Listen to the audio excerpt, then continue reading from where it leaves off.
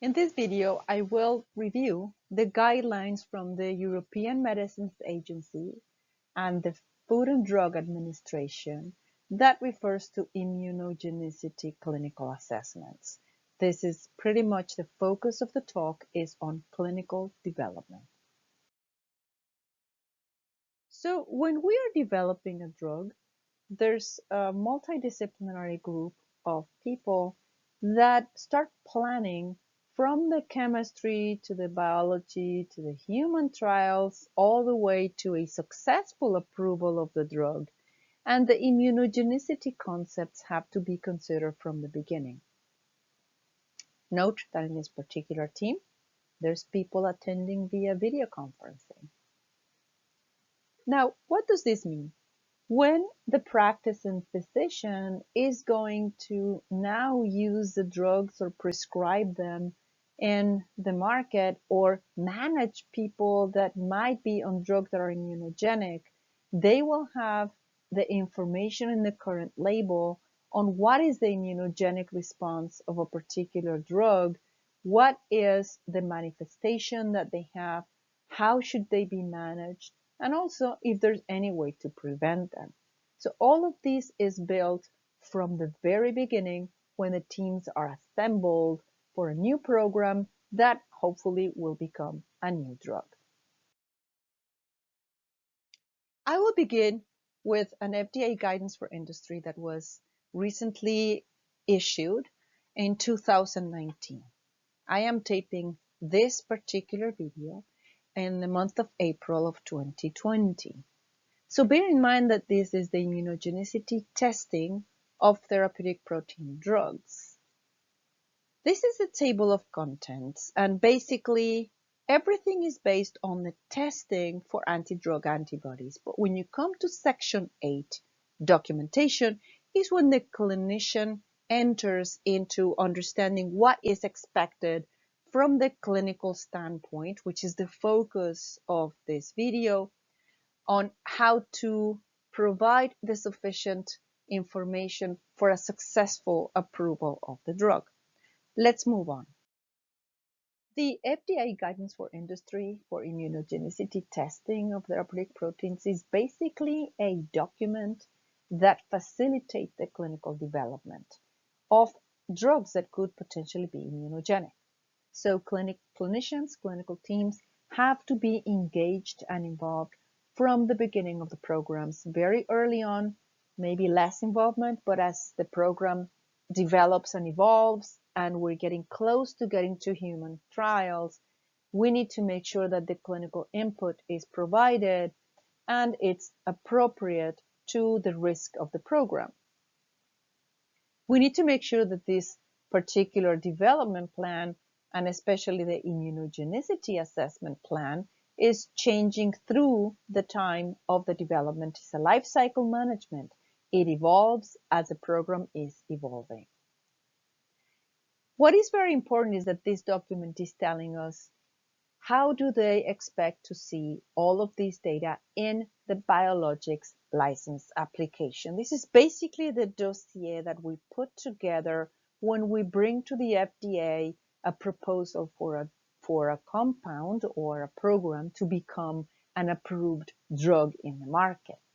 The FDA looks at this dossier that has very specific sections, and in this guideline, they introduced this section of an immunogenicity integrated analysis. They have identified 5 different sections, which I'm going to be building on the right-hand side. The first one is immunogenicity risk assessment. The second is a tiered bioanalytical strategy and assay validation. The third is the clinical study design, where the clinicians start getting more of their input. I will talk about this later. The fourth is clinical immunogenicity data analysis. And finally, the conclusions.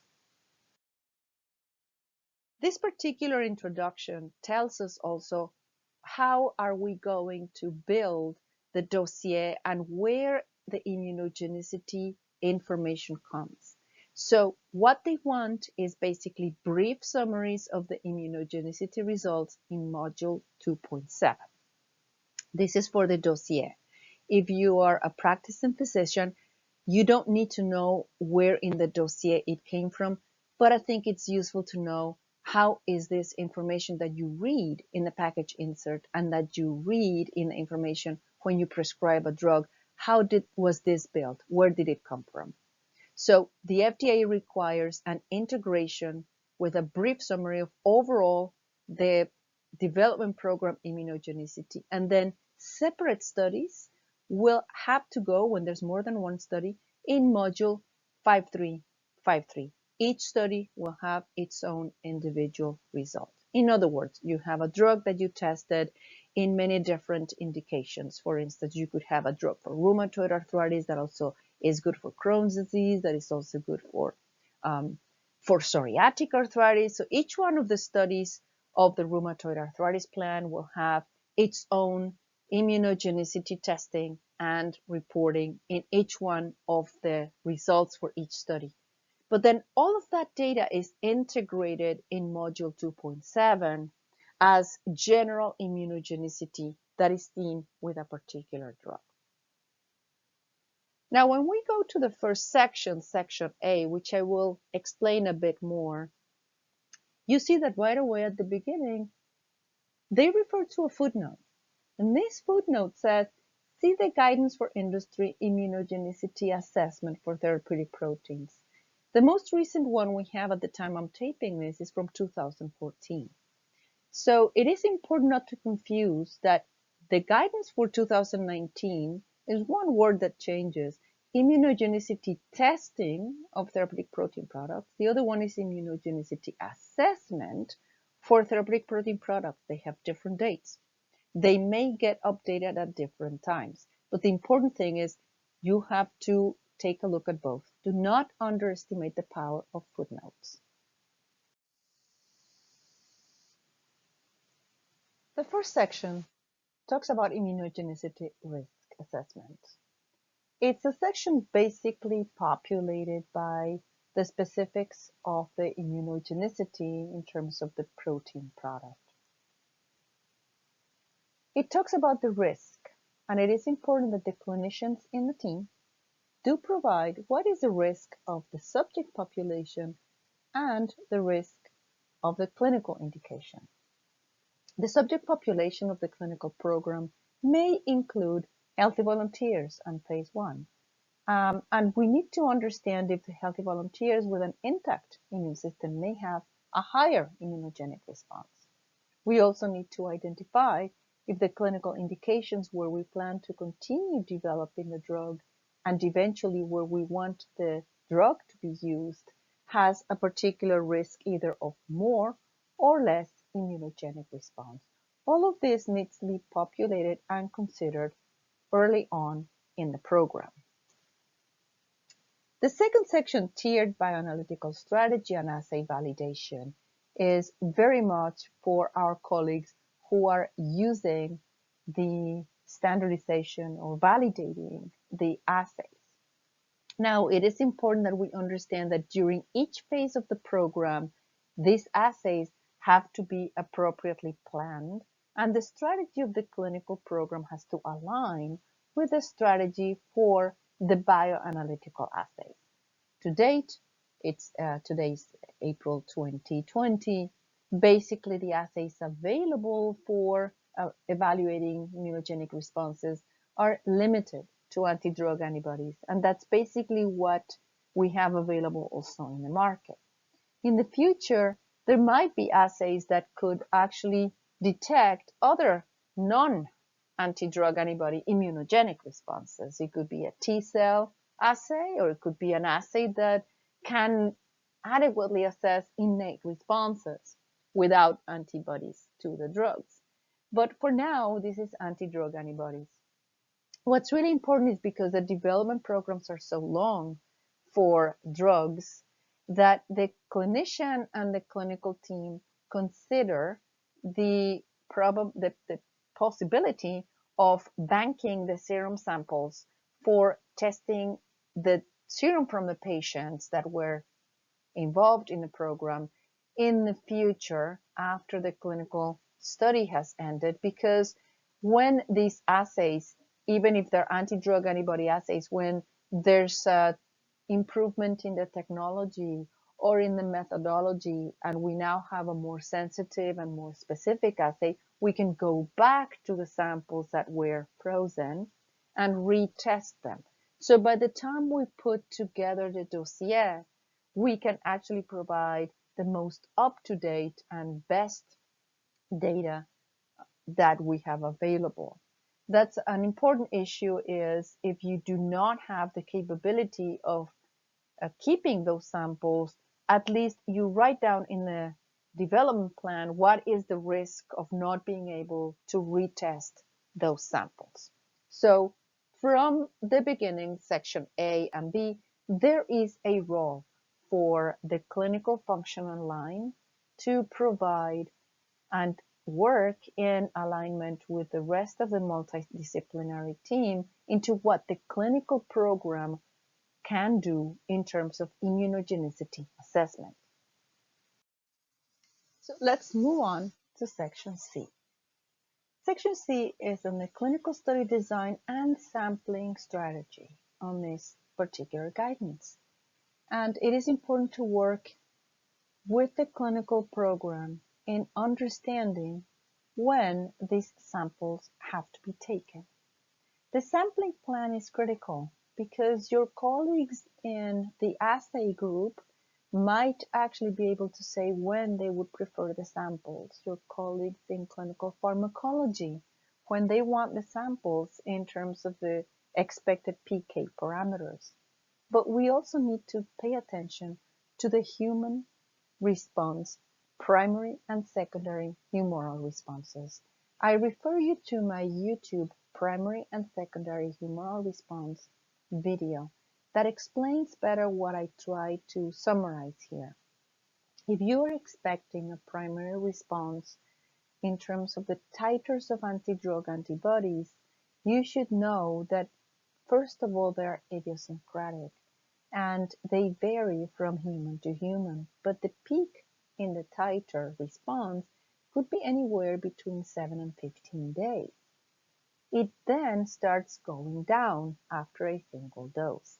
So if your sampling plan is every month, you would most likely miss a potential titer that will tell you that there's an anti-drug antibody. For multiple dosings, if you don't plan according to when you're expecting that titer booster, it is important that you would also be missing potentially a titer booster response depending when you did your sampling. So for more details, please check that other YouTube video.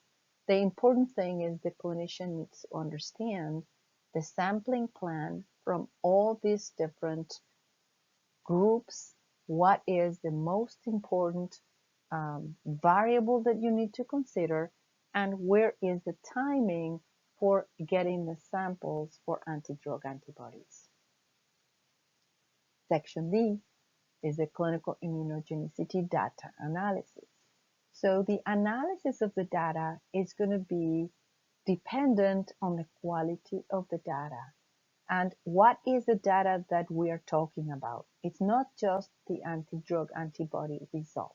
As I mentioned before, if you had older studies with an already outdated test, you might want to consider if you saved those samples to rerun them with the most updated assay. So you need to make sure what is the data that you are getting.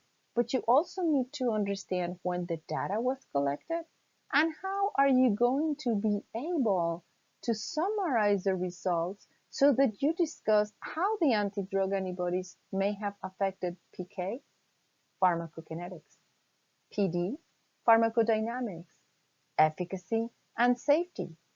When is the efficacy detected for a particular program? How is the safety being evaluated? So all of this is very important that you include in a plan so that the data analysis is valuable for the program. The last section is the conclusions. And this is where you have to provide a REMS document. So this is where you say, now that we understand if there is immunogenicity, is it high, low, medium, and if you have a high proportion of patients that are presenting with immunogenic responses, are they actually having an impact on safety, on efficacy? But in addition, you also have to provide the world, once the drug is approved, how is this to be monitored?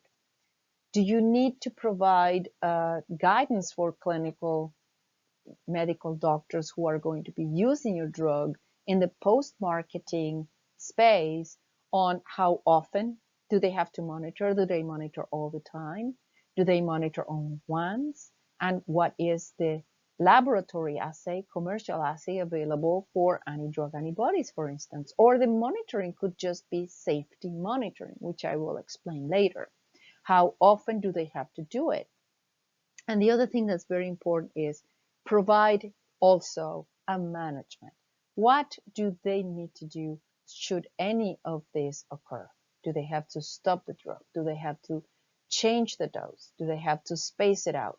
Do they have to actually just give them steroids or manage a response, a safety response to the drug? So all of this has to be included in the dossier. And of course, it has to be thought upfront and updated as more information is available once the drug is in the market. So what is the difference between the two guidances that we have from the FDA?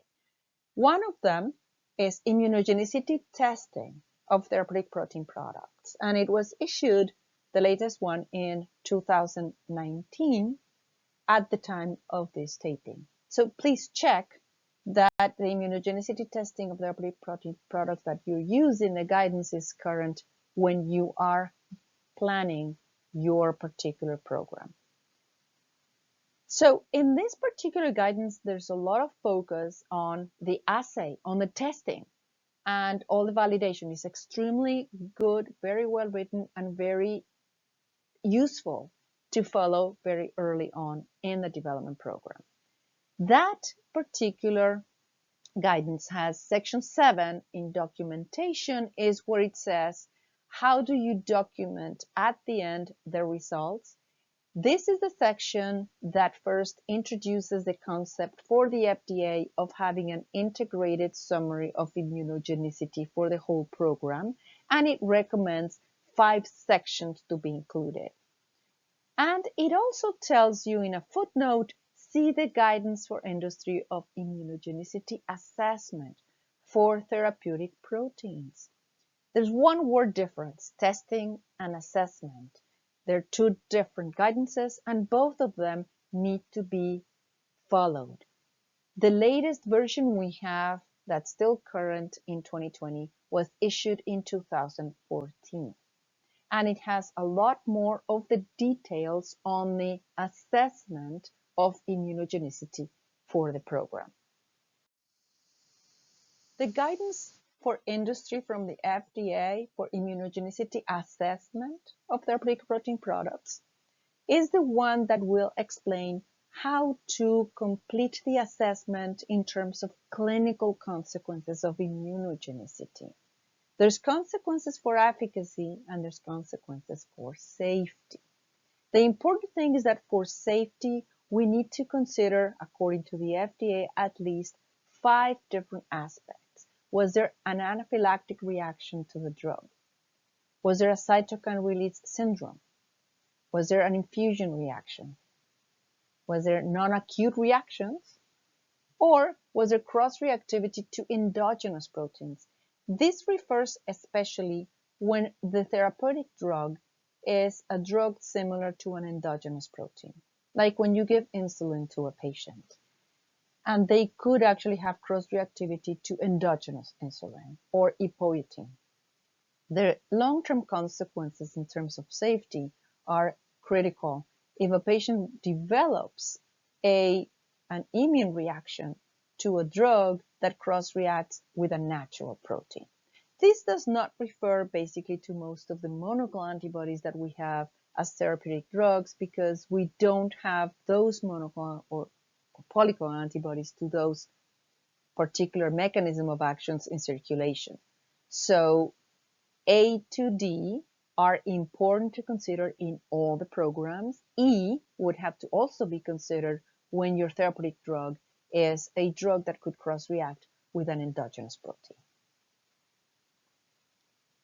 This particular guidance also explains how do you mitigate that immunogenicity risk in the clinical phase of the development. So this is basically how are you planning and how did you mitigate this risk, and then how did you manage it in case that it occurred during the clinical development.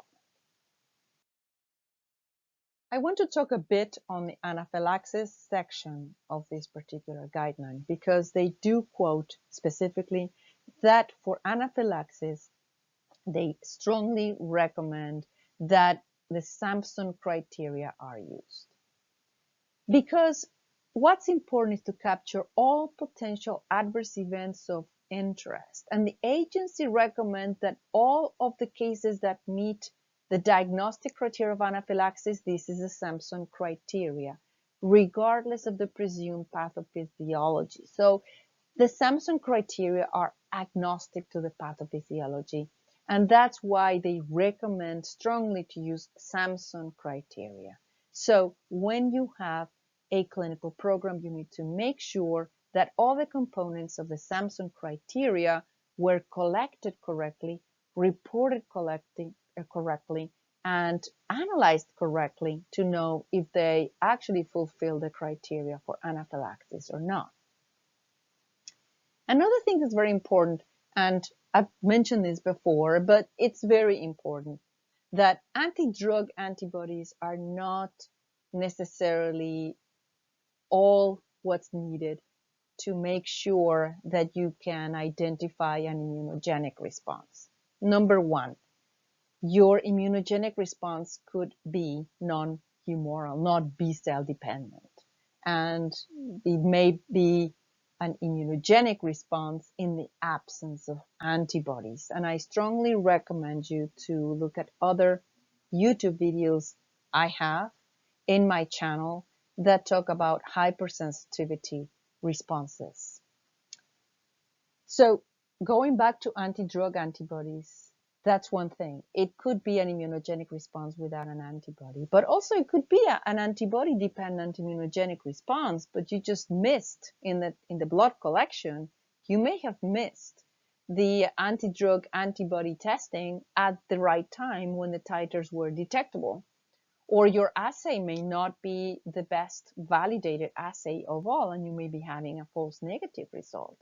So what's very important is the clinical manifestations. When you go on safety, anti-drug antibodies is a secondary information, but please don't rely on anti-drug antibodies, but just look at the signs and symptoms that your patient is manifesting, or your patients in the study, to make sure that you analyze if they are having anaphylaxis by Sampson criteria.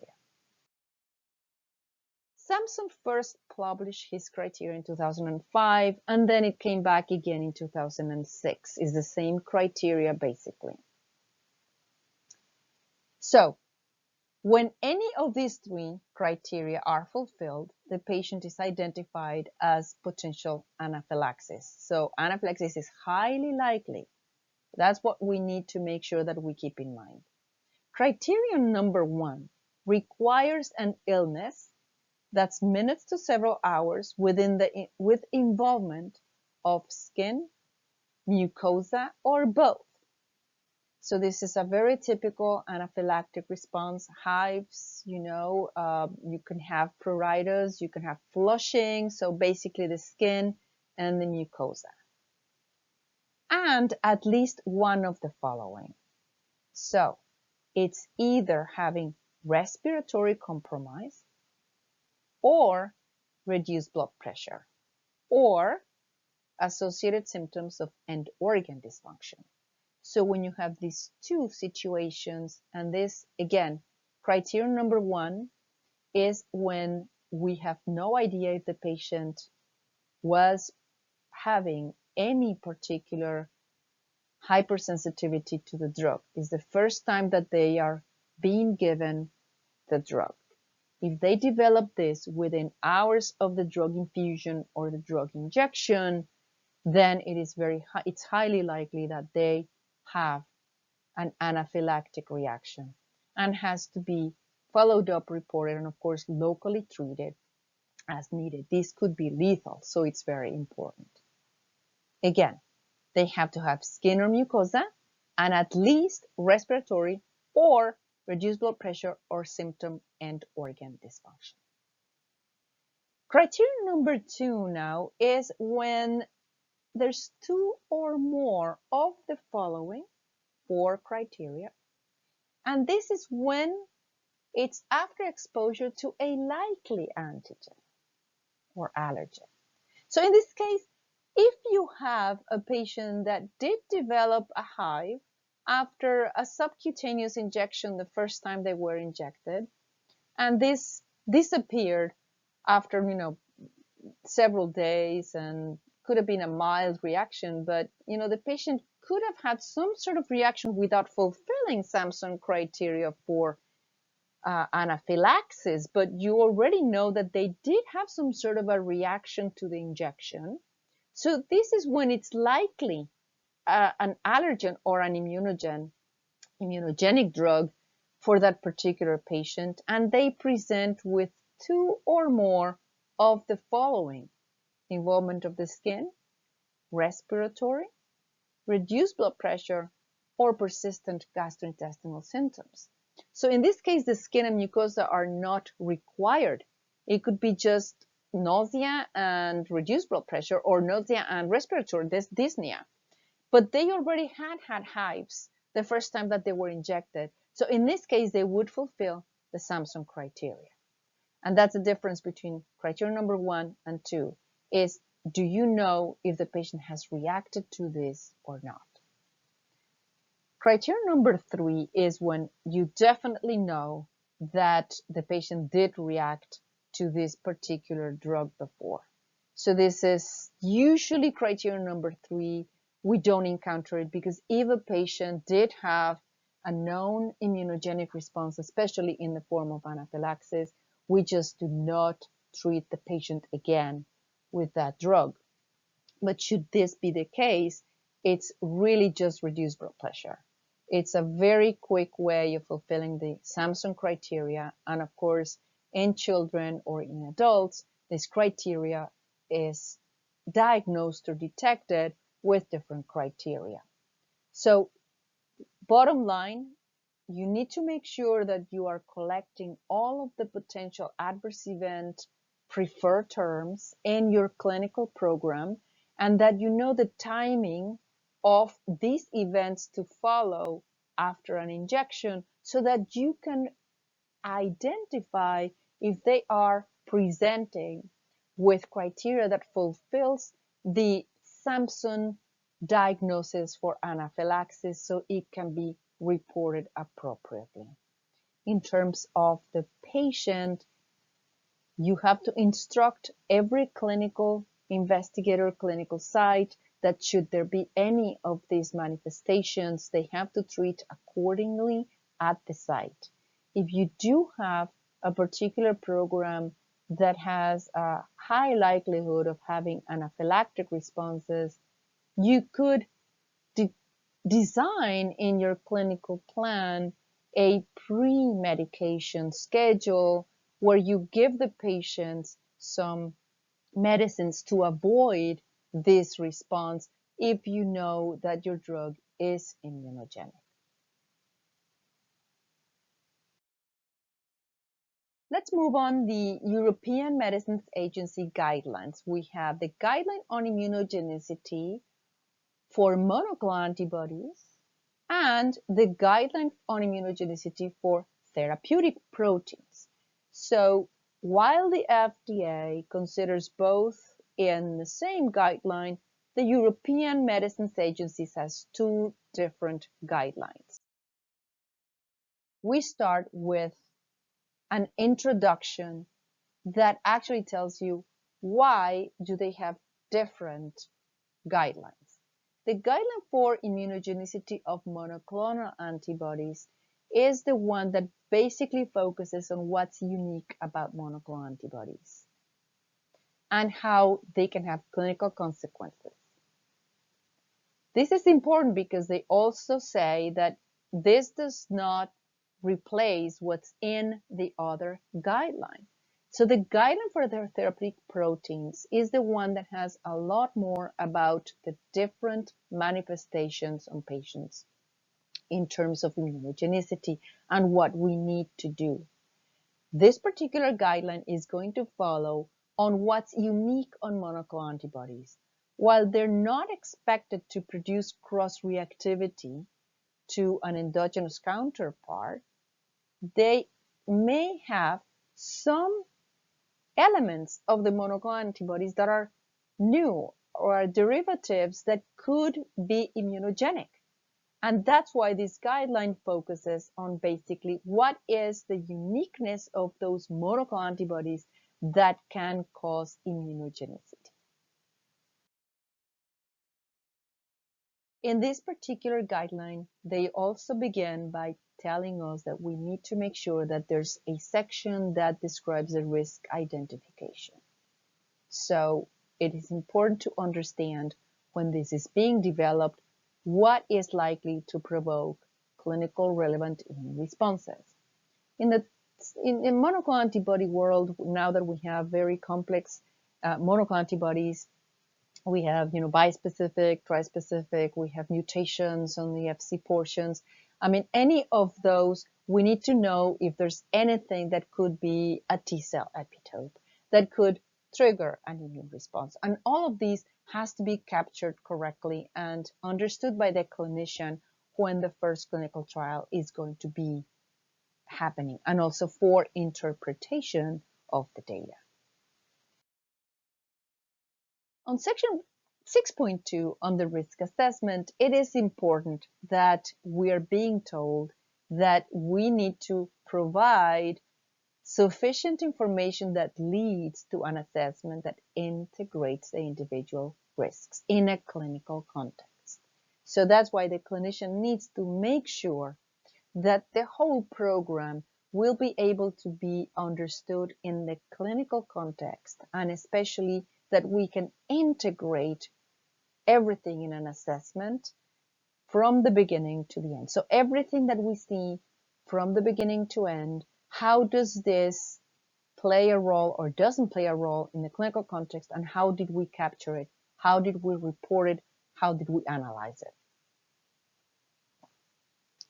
So it is important that we understand the rate of occurrence, and this is going to be highly dependent on the quality of the assay and also on the clinical design of your clinical trials, and when did you first check, or when are you having the schedule of assessments for anti-drug antibodies, for instance. It's also important to understand, did we capture all the clinical consequences? So yes, if you see dyspnea or diarrhea, don't discard it as not immunogenic. It's part of the Samson criteria. So you need to make sure that you consider everything that could be potentially a manifestation of immunogenicity. And the next thing, if this is going to happen, or you're seeing that it's happening frequently in your program, could it be prevented? And, how can it be treated? So you need to provide a clinical guidance to the program and to the next clinical trial, and eventually you need to make sure that you have tested and you know exactly if this is a risk on a particular program. You also provide the way to prevent it and the way to treat it should that occur.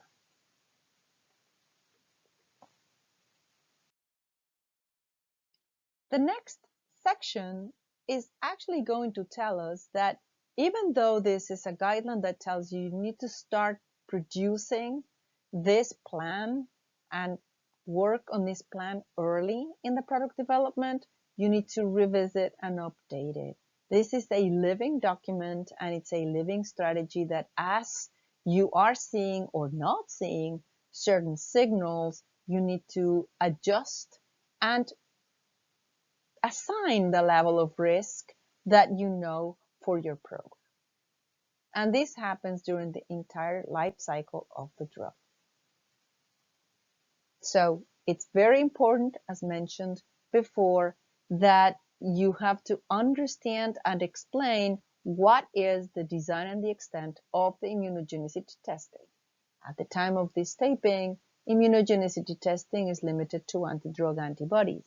But in the future, we may have antibodies available for other kinds of immunogenic responses, either innate or T-cell responses, and that has to be taken into account. How are we testing it? When are we testing it? And are we testing it in all the clinical trials or just select trials? So we need to study how to effectively handle these patients.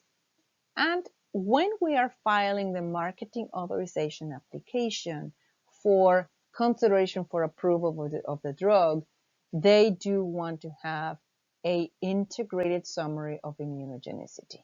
So this is exactly the same as the FDA, and they also require this particular document that integrates all the summary of immunogenicity.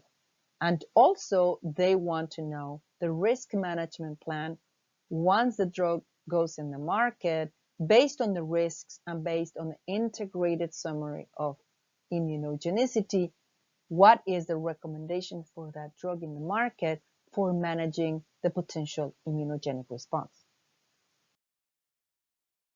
So if we move to the other guideline, is the Guideline on Immunogenicity Assessment of Therapeutic Proteins.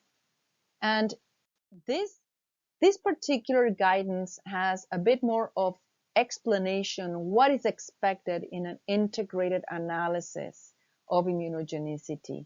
So what they really want is whatever is of clinical significance. And of course, to get to there, we need to analyze all the immunogenicity data to make sure that we can conclude what is the clinical significance of what we observed with our drug. So the Guideline on Immunogenicity Assessment of Therapeutic Proteins from the European Medicines Agencies, in the executive summary, they actually explain what they are expecting. They're expecting us to provide an integrated analysis of the immunogenicity, and they want to know if there was an effect on the pharmacokinetic, pharmacodynamic, clinical efficacy, and safety, so that we can also provide what is the risk management plan for their particular drug. And we can do the best we can do for our programs to have a good analysis of the data is to make sure we understand what data we need, collect the data, make sure that we know how to report it, make sure that we know how to analyze it, and how to interpret what we are seeing. And everything has to be pre-planned ahead of time with a good strategy for the whole program, not just for individual clinical trials, and that we can understand how to put all of the program information together. I'm showing here the actual table of contents of the Guideline on Immunogenicity Assessment of Therapeutic Proteins, which is the one that basically is used as a sort of a structure or framework for how to write or what do we need to consider for the integrated summary of immunogenicity. So important is that you have, in terms of risk factors from the patient standpoint. So are these patients at higher or lower risk for immunogenic response? Are there disease-related factors that could actually dampen a potential immunogenic response or seeing or detecting it, but the drug could still be immunogenic? So these are things that are important to consider, and also product-related factors that are risk factors for immunogenicity. And importantly, what is the consequence? So what were the clinical consequences on the efficacy? What were the clinical consequences on safety? And further down, they also want us to include consequences on pharmacokinetics and the impact of immunogenicity on safety and efficacy in the clinical development plan. So importantly is risk factors from the patient perspective and from the product perspective, and then the observations, what were the consequences and how did we analyze those consequences. Moving on to the immunogenicity assessment of therapeutic protein products of the FDA, this is the FDA guidance. This is a table of contents, and although the order in which it's presented is different, it really contains the same sort of information that the European Medicines Agency's guidelines have. They also want us to specify patient-specific factors or risk factors and product specific. So the two things are there. There's different ways that they present the information, and with both guidelines together, we make a very good assessment of what we need to include in the planning. And of course, consequences for efficacy and consequences of safety right up front, because ultimately this is a drug that we want to bring in the market for humans. So ultimately, that's what really matters is at the end, with all of the plans that we had and all the mitigations that we had, what happened? There's more than one guidance. Remember to check always the most current guidance when you are developing a plan. And if you want to develop a drug for a global market that includes the US and Europe, make sure that you check the European Medicines Agencies and the FDA from the beginning. Both agencies are requesting an integrated summary of immunogenicity. It should read as a standalone document, but it goes in the dossier. The summaries of the immunogenicity results should go as a report of the summary of immunogenicity in section 2.7 or module 2.7. This is where more than one study, clinical data is integrated, and it follows the requirements of the guidelines. We have to cover all of the aspects on how it was studied, what assays were used, how it was detected, how it was managed, does it have an impact on PK, does it have an impact on PD, and that's an integrated summary of the data. Individual studies will have the section of immunogenicity in module 5.3, 5.3. Now, the FDA does mention that for anaphylaxis, they would require to see the Samson criteria. EMA requests that we assess potential anaphylactic reactions, but how we do it is not specifically called out. So my recommendation is always use the Samson criteria. It is accepted by EMA and it's required by FDA. So instead of trying to find two different ways to detect anaphylaxis, just use the Samson criteria from the beginning. So both agencies focusing on safety basically will call on 5 different aspects: infusion-related reactions or injection site reactions, anaphylaxis, cytokine release syndrome, non-acute reactions, and cross-reactivity to endogenous proteins. All of those 5 we have to keep in mind. We have to make sure that we collect them. Infusion-related reactions or injection site reactions can be any one of the 4 types of hypersensitivity in humans. I refer you to another YouTube video that I have on the 4 types of hypersensitivity so that you understand how does it have to be collected, what do we tell the investigators in the clinical trials how to report it, and how to treat it. And when it goes out in the world saying that they have infusion-related reactions or injection site reactions and they have to follow this, prescribers need to also understand what does this mean.